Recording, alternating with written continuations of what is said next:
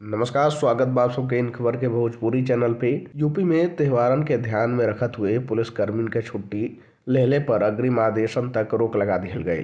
DG कानून व्यवस्था प्रशांत कुमार द्वारा इस संबंध में गुरुवार के आदेश जारी कर दिहल गई। प्रदेश के सभी पुलिस कमिश्नर, एसएसपी और एसपी के भेजल गईल आदेश में कहल गईल बा कि 22 जनवरी के अयोध्या में श्री राम मंदिर में प्राण प्रतिष्ठा के कार्यक्रम का भव्य एवं बृहद आयोजन और गणतंत्र दिवस के कार्यक्रम आयोजित कईल गई। वर्तमान परिदृश्य के दोनों अति महत्वपूर्ण कार्यक्रम के दृष्टिगत प्रदेश के सभी कमिश्नरेट और जिला में कानून और शांति व्यवस्था सुदृढ़ बनावल रखल अति आवश्यक बाटे। आदेश में इहो कहल गईल कि केवल विशेष परिस्थिति में ही पुलिसकर्मी लोग के छुट्टी दिहल जाई। एकरा खातिर वरिष्ठ अधिकारी के अनुमति लेवे के होई। बता दी कि अयोध्या में 22 जनवरी के राम मंदिर प्राण प्रतिष्ठा पर पूरा प्रदेश में कार्यक्रम आयोजित कईल जाई। एकरे अलावा गणतंत्र दिवस पर सभी जिला में कार्यक्रम हुई।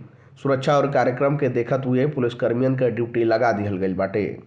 अयोध्या में राम मंदिर प्राण प्रतिष्ठा के अब केवल महज 11 दिन ही शेष बाटे। यूपी सरकार नवनिर्मित राम मंदिर के शुभारंभ का तैयारी और तेज कर देले बा। सरकार एकरा खातिर पूरा अमल के ही अयोध्या में लगा देले बाटे। इतना ही नाही, राम मंदिर और अयोध्या के सुरक्षा व्यवस्था खातिर बड़ा पैमाना पर दूसरे जनपद के अधिकारी के भी तैनात कईल गईल बा। ये अधिकारी लोग के तत्काल अयोध्या में अपन जिम्मेदारी संभालने के साथ ही साथ 22 जनवरी के होखे वाला कार्यक्रम का व्यवस्था देखे का भी निर्देश दियल गईल बा।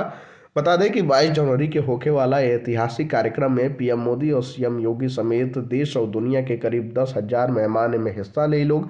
ऐसे में योगी सरकार कार्यक्रम में कोनो कमी नहीं के छोड़ल चाहत। खैर, ये जानकारी में इतना ही। देश दुनिया से जुड़ल तमाम खबर देखे खातिर आप सब जुड़ल इन खबर भोजपुरी के साथ। धन्यवाद।